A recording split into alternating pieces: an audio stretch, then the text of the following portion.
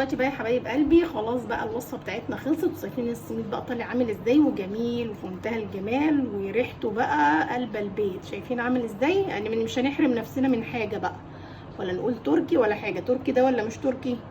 اديكوا شايفين اهو حاجه كده فاخر من الاخر في منتهى الجمال والطعم طبعا حكايه. السلام عليكم، ازيكم عاملين ايه؟ اخباركم ايه يا بنات؟ ان شاء الله تكونوا بخير كده وبصحه وبسعاده ان شاء الله. بقى النهارده انا هعمل بقى معاكم الفطير الجميل بقى، وفطير تقولي سمير تقولي بقى ايه اي حاجه، بس هو بقى ايه حاجه جميله قوي، حاجه تركي كلنا طبعا بنشوفها وبتعجبنا، وطبعا بيبقى نفسنا برضو ناكلها. فدلوقتي احنا هنعمل بقى مع بعضينا الفطير ايه او السميت التركي، نقول عليه سميت عشان هو ايه عامل زي السميت كده.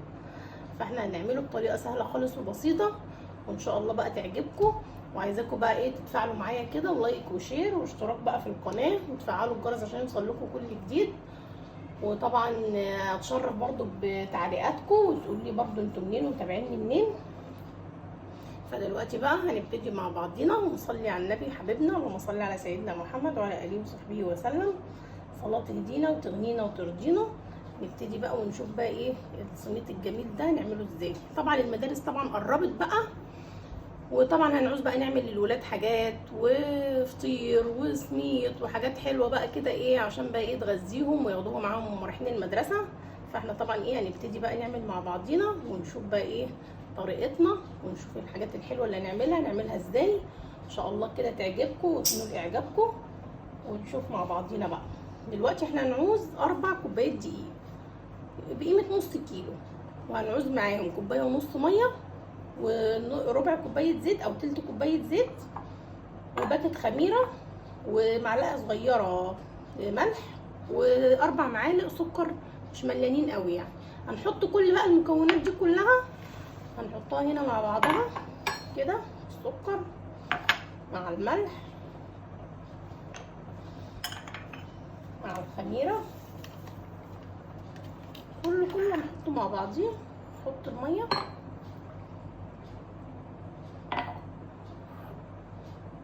الميه كلها ونقلبهم كده.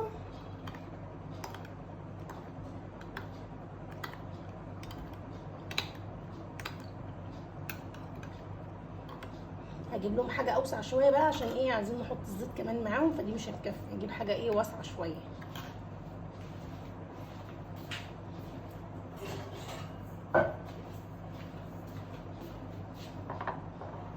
دلوقتي بقى نحطهم كلهم هنا.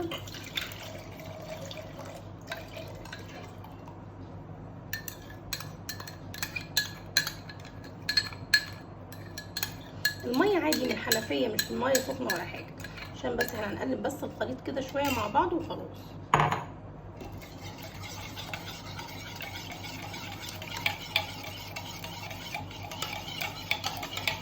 نحط بقى مع الزيت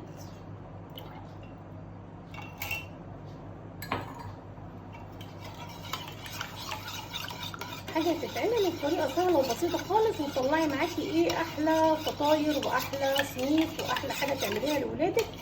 هتعمليها كده في البيت بطريقه حلوه وسهله وبسيطه، وان شاء الله ايه تكون الحاجه ايه كويسه وتعجبك.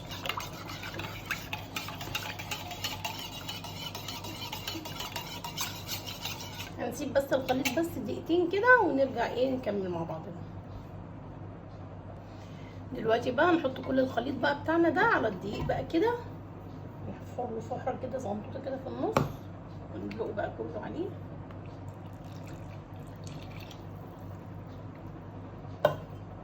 نقلب بقى كده.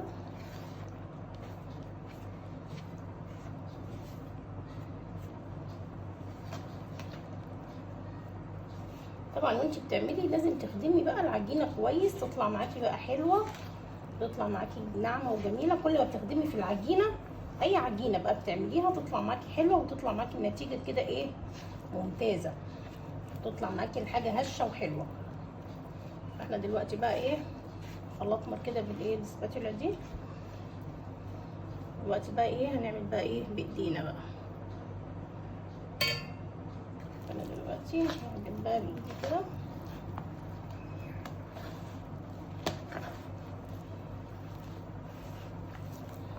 انتوا شايفين كده العجينه تطلع معاكي حلوه وجميله، ويطلع معاكي بقى احلى حاجه بقى. يعني انت دلوقتي بتعملي الحاجه تطلع معاكي حلوه وجميله وايه، وتنوعي بقى. انت طبعا عايزه تعمليه باي حاجه تعمليه، عايزه تحشي الحاجه بتحشيها، عايزه تعمليها ساده بتعمليها.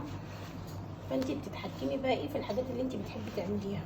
يعني مش شرط الحاجه بدل اتعملت ساده يبقى انت تعمليها ساده، ممكن تعمليها تحشيها حاجه، تعمليها بطريقه تانية، يعني حشوات تانية وحاجات تانية تحطيها فيها عادي يعني.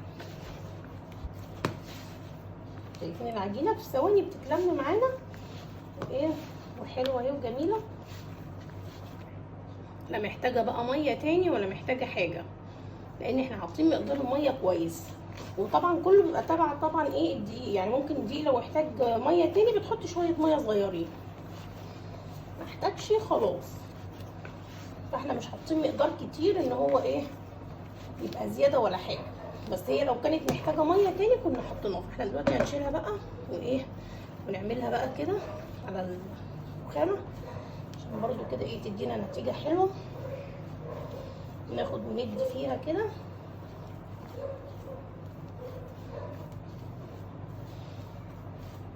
شايفين العجينه عامله ازاي؟ كل ما تخدميها كده وتاخدي وتدي فيها تطلع معاكي جميله. انتوا شايفين اهو.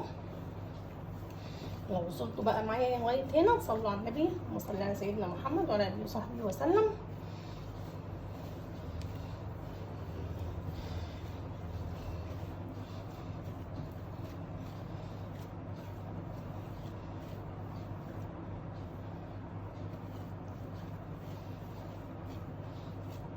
شايفين الجمال؟ شايفين العجينه بقت عامله زي الملبن ازاي؟ حاجه كده عسل، حاجه كده ما شاء الله جميله.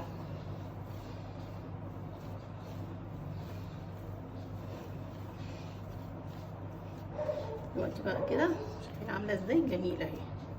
نحطها بقى كده ايه شويه ترتاح قبل ايه ربع ساعه كده ونشوف هنعمل ايه. دلوقتي بقى هنقطع بقى العجينه يعني ايه مقاسات بقى ايه صغيره كده على حسب بقى ايه الدايره والمقاس اللي انت عايزاه. فاحنا هنعمل بقى ايه نقطعها كده. شايفين العجينه جميله ازاي؟ بس احنا الاول جهزنا صينيه وايه هن ايه ندهنها بشويه زيت.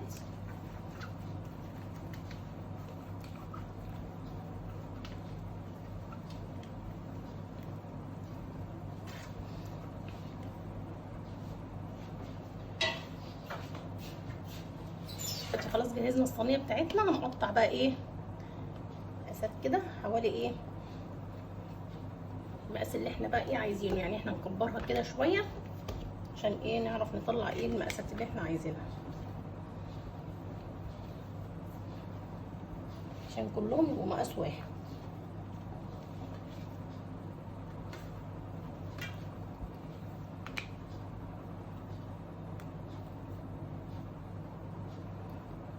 دي كبيره شويه هنقسمها بقى ايه نصين. ما عنديش ضوافر بقى مش عارفه امسك البتاع. ايه كله نحطه كده ونرجع بقى ايه نقسم برضو دي كده.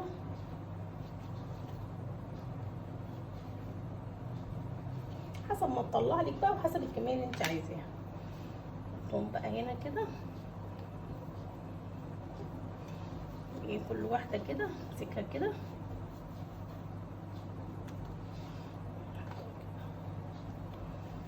نفردها كده ايه نظبط فيها كده ونكورها برضو تاني عشان كل ده بيساعدنا بقى ايه ان تطلع معانا حلوه. دلوقتي بقى بعد ما خلصناهم كلهم كده وعملناهم كده صوابع زي ما انتم شايفين هنسيبهم بس يرتاحوا شويه قيمه 5 دقايق كده وبعدين نبتدي برضو ان ايه نشكل فيها بقى ونشوف هنعملها ازاي.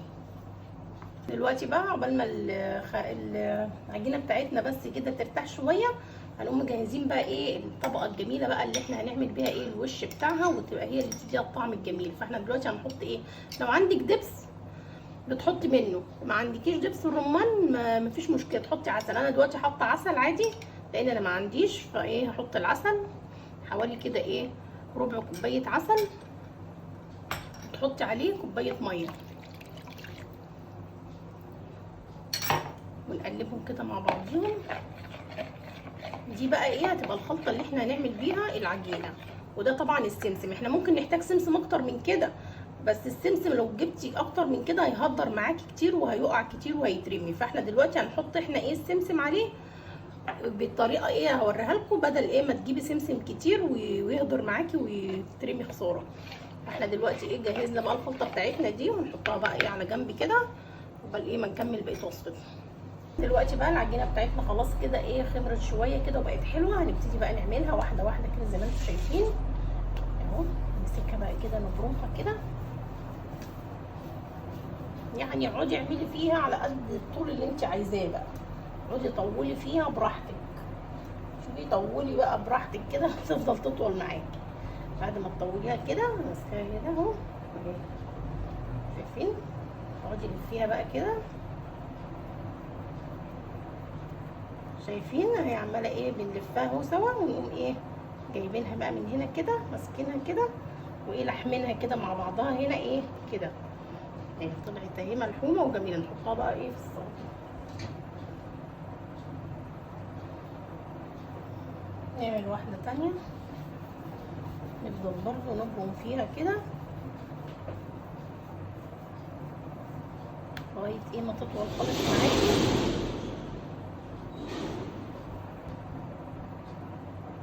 تفضلي بقى تلفيها كده زي ما انت شايفه كده، شوفي اللفه عامله ازاي، وتجيبيها كده اهو في الجنب وتقومي ايه اللحمه دي كده فيها اهي تطلع معاكي جميله اهي. برضو كلهم هنعملهم كده، تفضلي برضو تعمليها وتطوليها كده الطول بقى حسب ما انت عايزه بقى، عشان كل ما بتطوليها بتكبر بقى معاكي كده ايه تبقى حلوه. تقعدي بقى تلفيها كده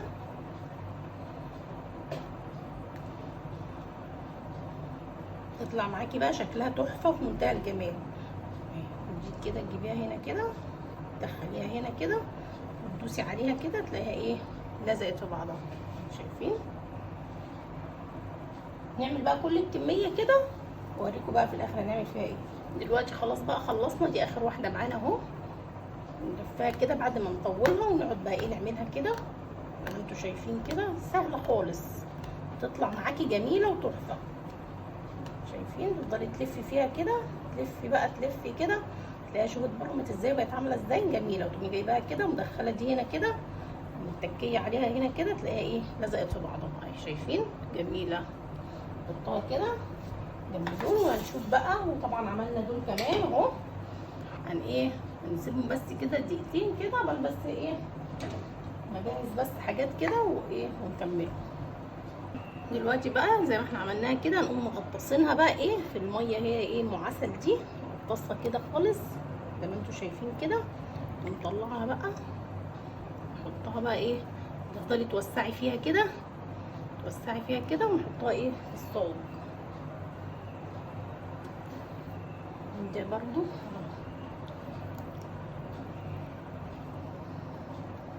تفضلي بقى توسعي فيها كده، حتى لو اتفكت منك عادي هتلحميها تاني، توسعي فيها بقى كده عشان تبقى معاكي ايه دايره كبيره كده وحلوه.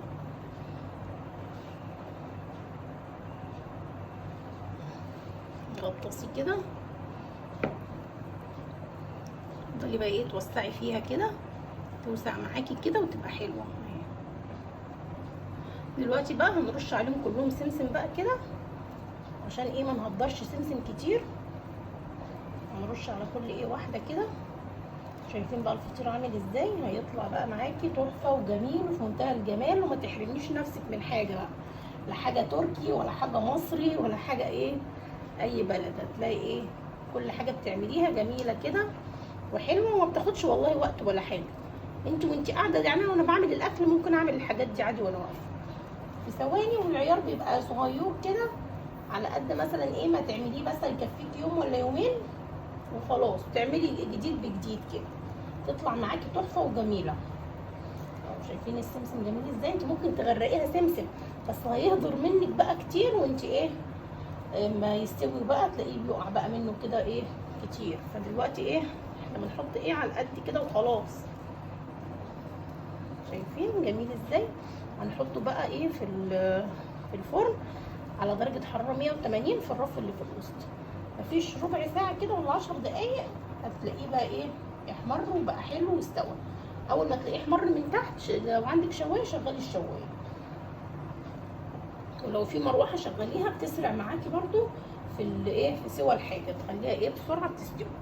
دلوقتي اهو خلصنا، هنحطهم في الفرن ونرجع لكم بقى تاني ايه لما تستوي وتشوفوا بقى ايه الجمال بقى والطعام.